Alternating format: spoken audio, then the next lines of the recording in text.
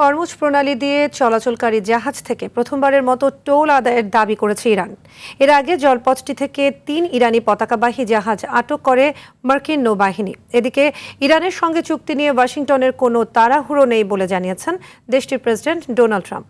অন্যদিকে অব্যাহত হামলার মুখে আজ ওয়াশিংটনে বৈঠকে বসবে লেবানন ইসরায়েল।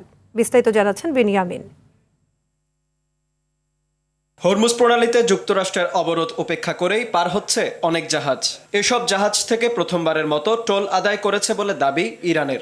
এই টোল থেকে প্রাপ্ত অর্থ ইতোমধ্যেই দেশটির কেন্দ্রীয় ব্যাংকে জমা হয়েছে বলে জানান দেশটির পার্লামেন্টের উপ স্পিকার হামিদ রেজা হাজি বাবাই।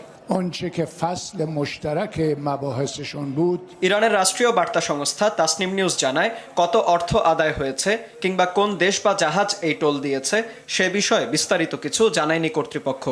এর আগে ইরানকে টোল দিলে জাহাজগুলোর বিরুদ্ধে ব্যবস্থা নেওয়ার হুঁশিয়ারি দিয়েছিলেন মার্কিন প্রেসিডেন্ট ডোনাল্ড ট্রাম্প।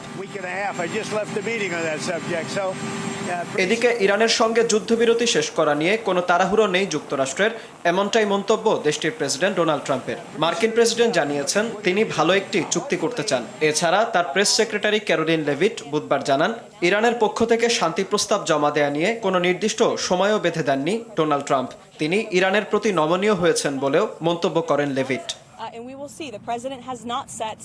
এদিকে যুদ্ধবিরতি ভেঙে ইসরায়েলের ক্রমাগত হামলার মধ্যে বৃহস্পতিবার ওয়াশিংটনে আবারও আলোচনায় বসবে বৈরুত ও তেল আবিব। বৈঠকে যুদ্ধবিরতির মেয়াদ আরও 1 মাস বাড়ানোর বিষয়টি উত্থাপন করবে লেবানন।